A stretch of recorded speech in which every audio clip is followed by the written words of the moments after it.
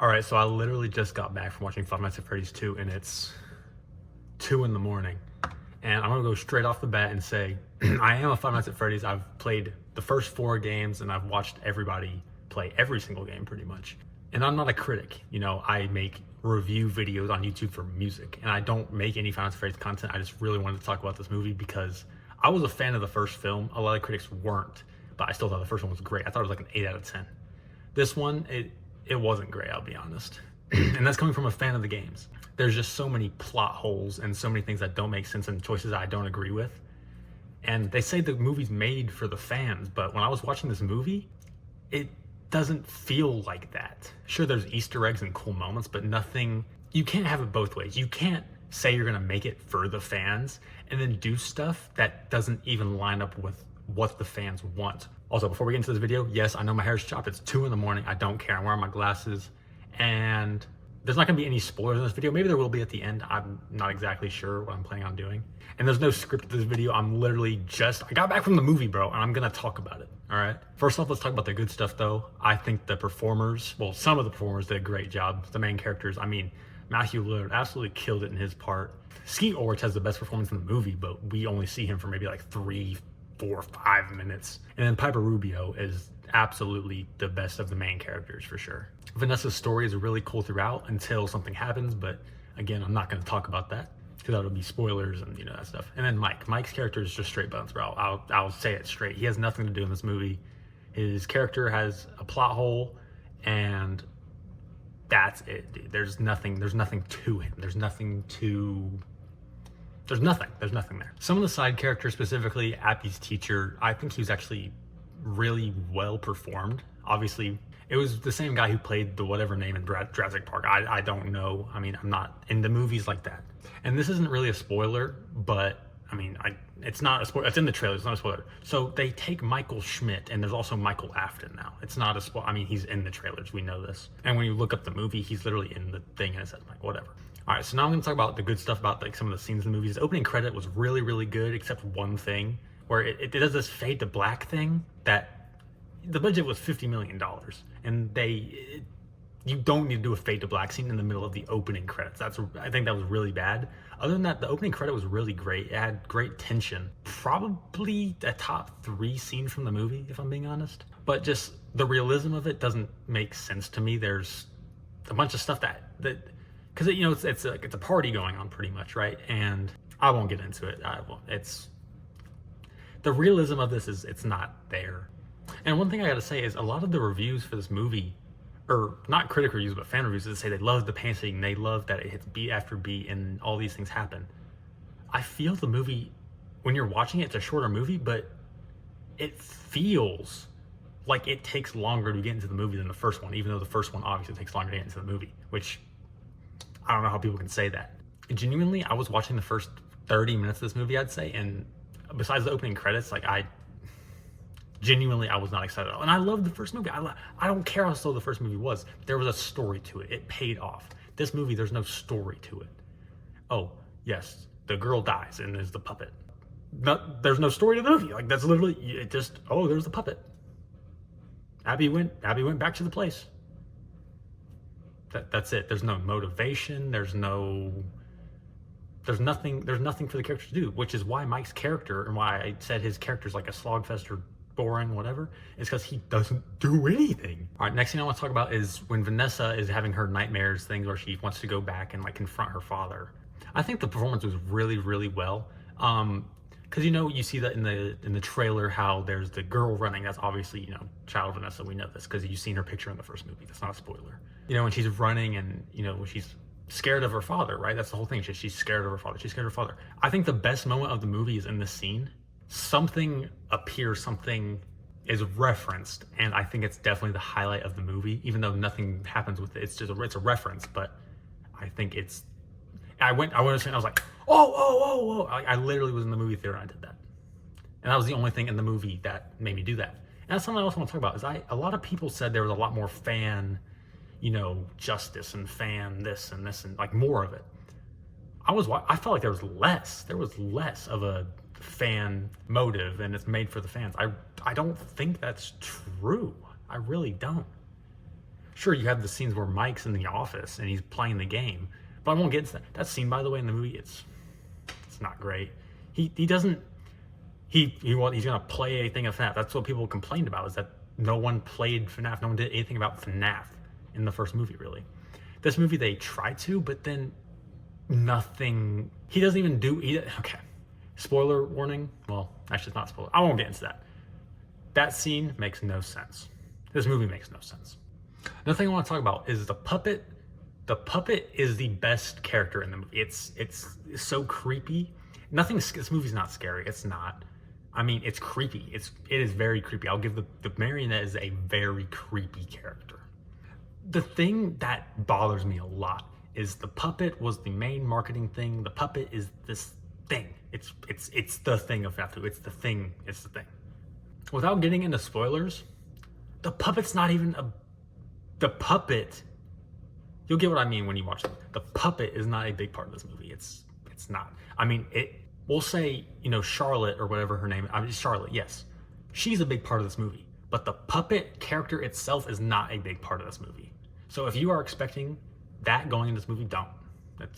You won't get that. Next thing I want to talk about is C. Ulrich. His performance is by far the shortest, but it is the most performance out of a character you'll get. And it makes you want to see more of him, just because you don't see enough of him, but also because his character is so interesting, because what he means to, Charlotte and, with William and all this stuff, but nothing happens with him. They're probably saving him for a third movie, which I'll get into that, when we get to the other scene. All right, next thing I want to talk about is the animatronics. They look amazing, obviously. They look great. I think Toy Bonnie specifically is by far the best looking animatronic. I mean, you have the puppet, but again, we just talked about the puppet. Bonnie by far looks the best, but you don't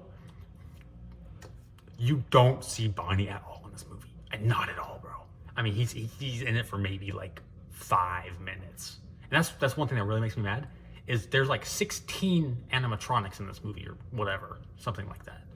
Toy Chica is in the movie for like an hour.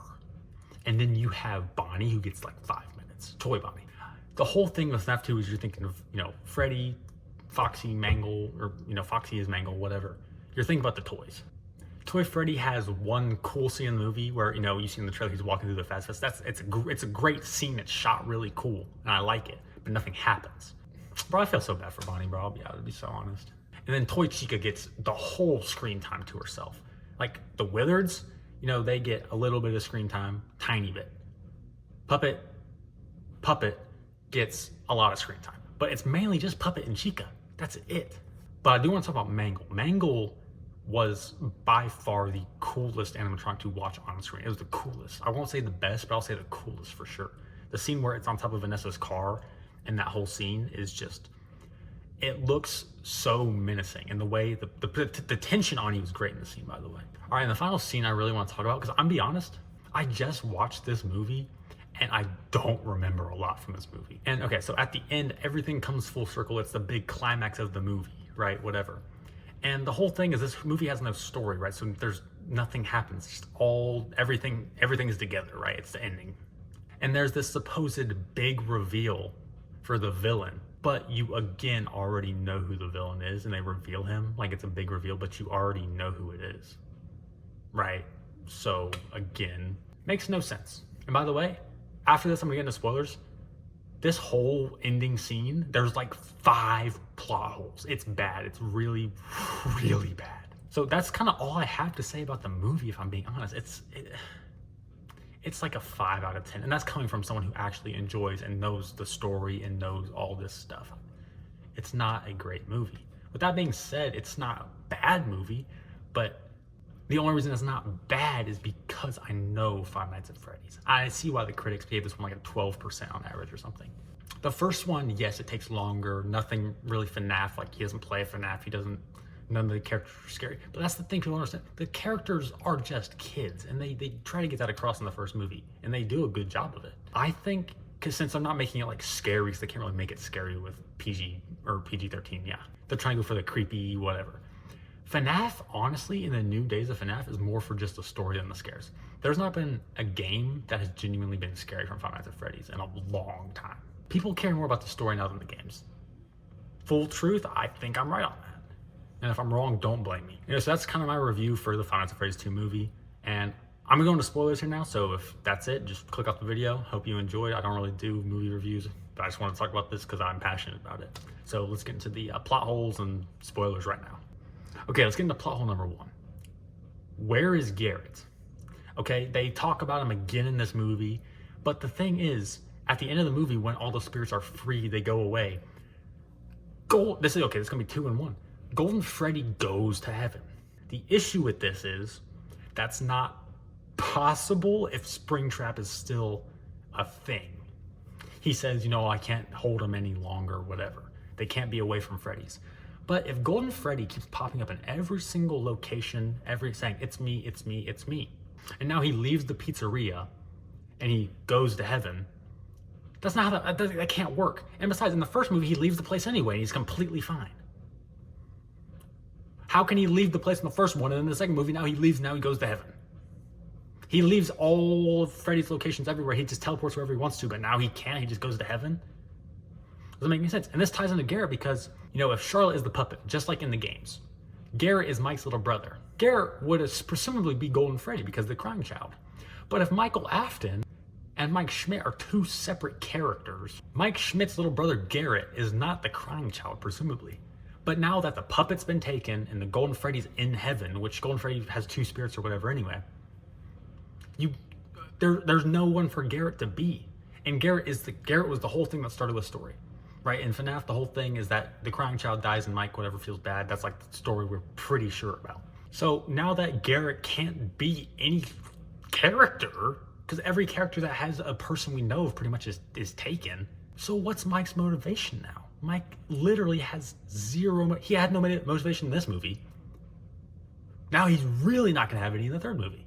All right, second, third, or whatever plot hole we're on, because that was like maybe 3 in 1, is at the beginning of the movie, Charlotte gets the kid and then she runs out. She got stab wounds in his back and she falls through a trapdoor and the puppet catches her. She's dead. So how is that an accident? When people die, they have to do an autopsy report. They found these stab wounds in the back of her back. Who's marking that as an accident? Who's going to mark it? She walked into an unrestricted section. What, an unrestricted section is going to have machines stabbing her? That doesn't make any sense. And the boy who gets kidnapped and he doesn't die, he's sedated. He got knocked out. He's going to go to the doctor. He's going to get checked up. They're going to test him for. No one's going to find any drugs in the system. No one's going to find he got knocked. No one's going to question that either. So how can that be covered up? That can't be covered up. And all these adults here, when Charlotte's falling through the trap door, no one does anything. Everyone's just standing there like. And she's literally falling through the trapdoor so slowly, falling down through it. And everyone just lets it happen. The opening scene is great. It's great. But it's not an accident. And it doesn't take anyone with 5 brain cells to figure that out.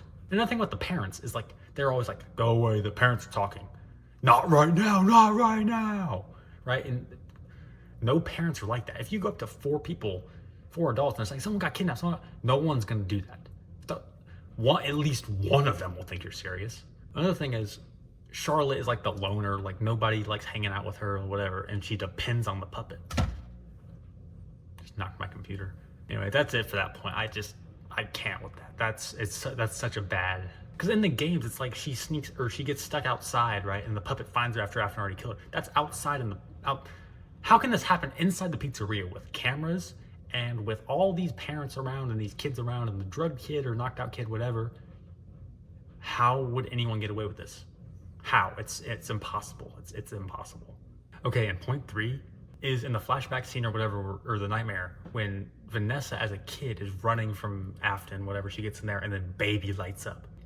If Baby doesn't kill Vanessa, then their Baby makes no sense in this world. Like, yes, Baby was made for Afton, Afton made Baby for Vanessa, okay? But if Vanessa's still alive, then Baby can never be possessed by anyone relevant. It wouldn't even make sense as Garrett, because Garrett's a boy. So that one, Baby has literally no thing. And Baby, by far, is the coolest, or in my opinion, of course, one of the coolest animatronics in the whole series. I think that it's only in one game which I think is a big like mistake. I think Baby by far, because it talks to you, it is in your head, it knows what it's trying to do, it's conscious, it's the most advanced animatronic pretty much when you think about it. And for all that to be in one game, or I guess two when you think about it, but she's all destroyed and everything. So she's in it for one game, like really her. And by far she's like manipulating and she's doing all these things, right? But yeah, that's that point. And I don't know if this is a plot hole or whatever, but I'm just trying to think back to the movie. And when the puppet is somehow in Toy Chica and that gets revealed at the end, whatever. I don't even remember how she gets in, like you don't see her get in there, but I'm even trying to think when that would have happened because I literally can't remember because so the last thing that happens is, you know, the puppet leaves McKenna Grace, right? And she's talking to Vanessa, all this stuff happens, she jumps and she tries to jump scare Vanessa when she's running away, right?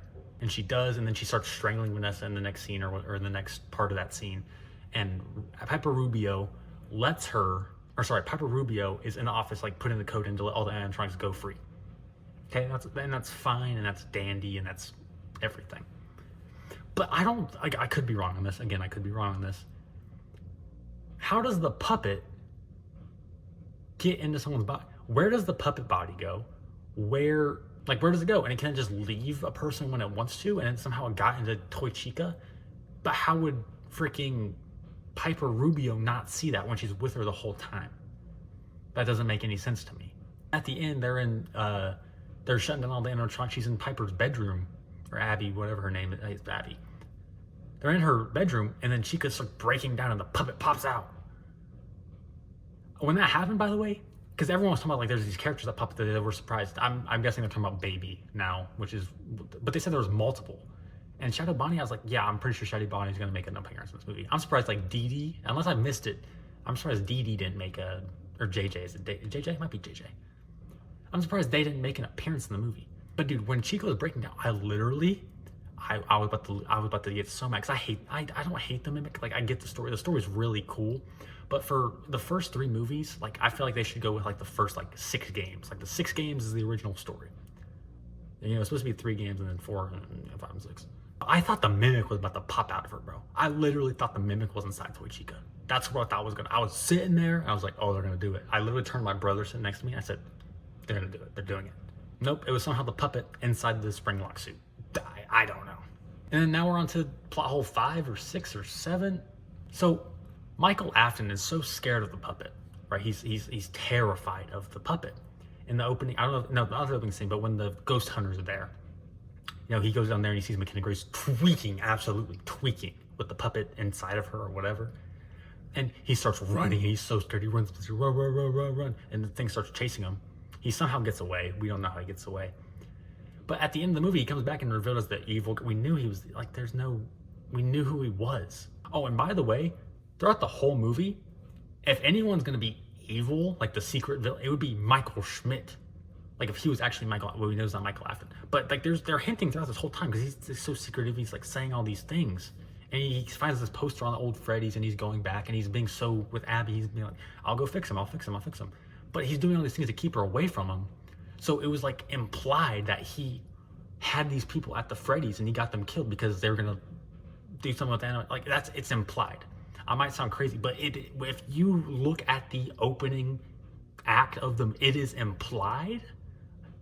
Maybe they didn't mean it, but if you read into it the right way, that Michael Schmidt is evil. He doesn't want Abby going near them, so he has them on lockdown. He's like, oh, I don't know where they went. Brother, you have to know where they went. You were the employee there. They just like got up and disappeared. And he goes back to the pizzeria, by the way, and he's like, if you really cared for Abby, come back here. Come help me burst their bubble. I just sound like Moist Critical Broad. Anyway, and that's the end of the movie. They all pop up, and like the whole Foxy's the good guy thing. They play, and then Foxy grabs Mangle or Toy Bonnie. I don't remember who he grabs. He grabs somebody through the window and yanks him back. But anyway, back to Mike. If he is scared of this puppet, he's so terrified of this puppet. If the puppet controls the animatronics, how does Mike now control the puppet? Did he like talk when the puppet was chasing up the stairs? He turned around, he's like, stop. I have a proposition for you. We both hate these people. Let's kill them together. That's the only thing that could ever happen. But they don't say, nothing happens there. So he just shows up at the end of the movie. controlling the puppet to do this. He got them all in the one place, whatever.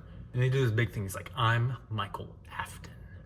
But with the ghost hunter scenes, he goes up to him, he says, or she says, is your name Mike? And he looks at her, assuming like maybe he's into her or something. He goes, Mike, no, I'm Michael. I'm Michael. You can call me Michael. And he winks at her and gives her a handshake. Right? So when we see this and he's acting all creepy and he's smiling we know he's Michael Afton. We know this already. Wait, another thing I want to talk about with this ending too is, he plays the music box, keeps the puppet asleep.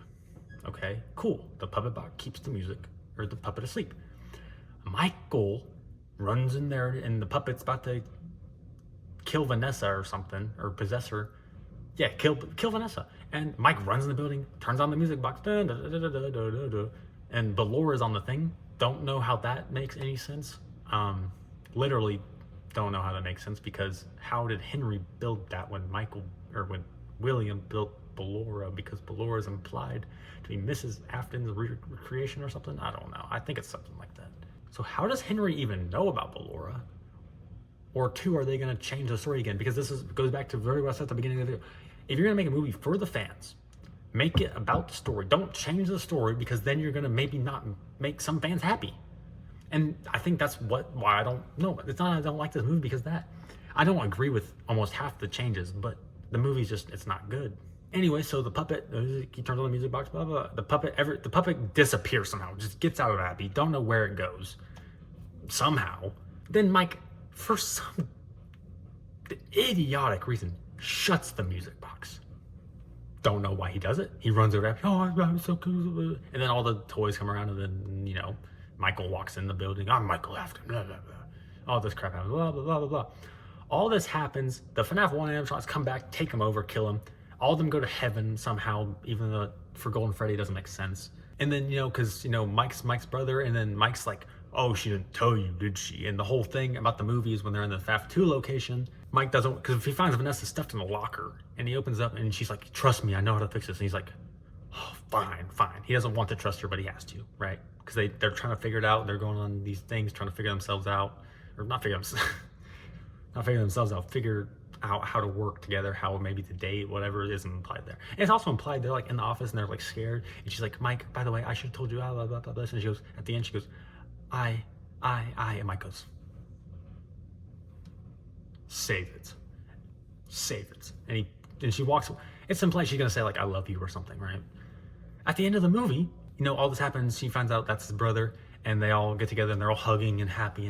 And then, Jeremiah comes back and punches Mike in the face, and Mike's he can't do it. He's on the ground outside.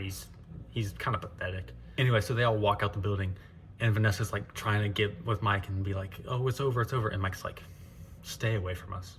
Just stay away from us. And bro, I felt that in my heart, bro. That was rough. Like that scene actually hit me, bro. I was like, dang. So then Vanessa's like stuck there, and she doesn't have a family. And she's always wanted to be like, fit in. And she's going through all these traumas, and Mike was helping her. Mike's been there. They've went through all this together. And now she has nobody. She doesn't have anything. So she's at the door, and she sees them walk away with, Jeremiah, and they get in the car. And she's just standing there at the front door, bawling her eyes out, bro. And then the puppet, because the music box is shut now, the puppet comes back out of nowhere and goes, oh. And this is shown in one of the trailers, by the way. This is the ending of the movie. This is literally the last scene. And then she gets taken over, and then Vanessa goes, she's like the crying eyes, like the puppet thing, right? Bro, I don't like that. Vanessa is, why? Her whole arc is, getting out of this thing from her father and, not wanting to follow in his footsteps. And Mike did follow in his footsteps in this movie. So she just straight up, she's just getting pummeled after pummeled after pummeled. And now she's possessed by this animal. Bro, I want someone to be happy in this universe. I get that's not possible, really. But why Vanessa? If you're going to do this to her and make her like a villain for the third movie too, along with Springtrap, bro, just kill her in the second. Just kill her. And that would have been a lot more emotional and impactful in the second. But at least it had, if that was the ending of the same movie, that'd be so much better because there's substance to it. Now it's just left on a cliffhanger. You're just left on a cliffhanger. And for Vanessa's character, I don't like that. I feel like she is the one that should be getting the most like help, better, happier. Meanwhile, she's the one, besides Mike, obviously getting the worst. She's getting the worst of it. And I don't agree with that decision. I don't at all. And I'm trying to think of anything else that's like a plot hole or something that I just don't agree with. Oh yeah, last thing. I think this is the last thing. Again, I'd probably have to watch the movie again. There's probably some things I missed, more plot holes, more issues with the movie. But when Mike's in the office, he's, doing the FNAF 2 stuff, right? Balloon Boy just spawns in his office. Mike never checks the cameras. There's no checking the vents, lights. There's none of that. He just has the FNAF Freddy mask, and that's like that's it. That's the only thing FNAF 2. He doesn't even play. He doesn't do anything. He doesn't even have to survive at night. Like he's just tracking the animatronics on their location. Which, by the way, not going to get into that, but it doesn't make sense. It doesn't make sense. Actually, no, I will get into that. Because if they're all GPS tracked, sure, that can happen realistically. But they all come back online after they're shut off because the signal was rerouted. What do you mean signal was rerouted? Each of them have their own signal. How are you going to reroute all their signals through one? Not one of them doesn't control everyone's signal. That's not how that works. So that doesn't make any sense how their signals can all of a sudden, they're back online because the signal switched from this thing to this thing. Okay, if the one thing, sure, even if the one thing does control all of them, how would switching it to another thing control all of them still? That doesn't work. That's not how that works. The thing controls the thing because that's the thing that controls the thing. If that's, I say thing a lot, but if whatever it was in originally, the signal, controls the GPS for all the other animatronics, if you move it out of that, it wouldn't even work because it's in that one thing because that's the job of the whatever that's controlling it. There's another plot hole for you. But yeah, and then Withered Freddy spawns in his office. He's just in front of his desk. Whoa! Oh, Mike, you didn't hear him coming? He walked into your office. Balloon Boy walked into your office. All these things just spawned in front of him. Oh, spawn, spawn, spawn, spawn. Brother, you would hear them. Brother, you're not going to get that. You're going to see them coming from a mile away. And another thing, Mike's like, there's no doors. And then 2 minutes later, he's like, there's no doors. Like, it's supposed to be a joke, right? But there was a door in the first one, like an actual this door you shut, whatever. Mike never even shut the door, I don't think. Maybe he shut it one time. But the thing is, they can just open the door. They can shut the door. They can control the doors. You didn't use the door in the first movie, so why are you complaining about in this movie there's no doors? I don't know. Anyway, I think that's all I have to say.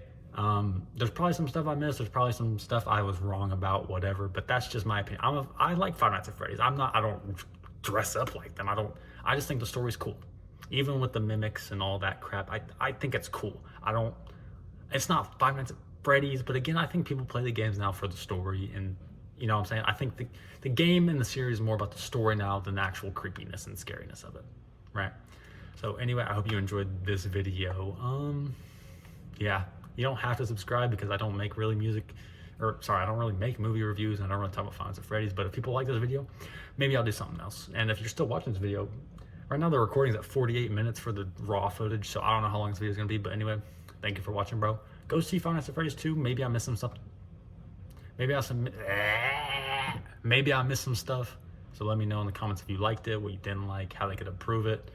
And hey, I'll see y'all next time. Maybe. I don't know. Anyway, see ya.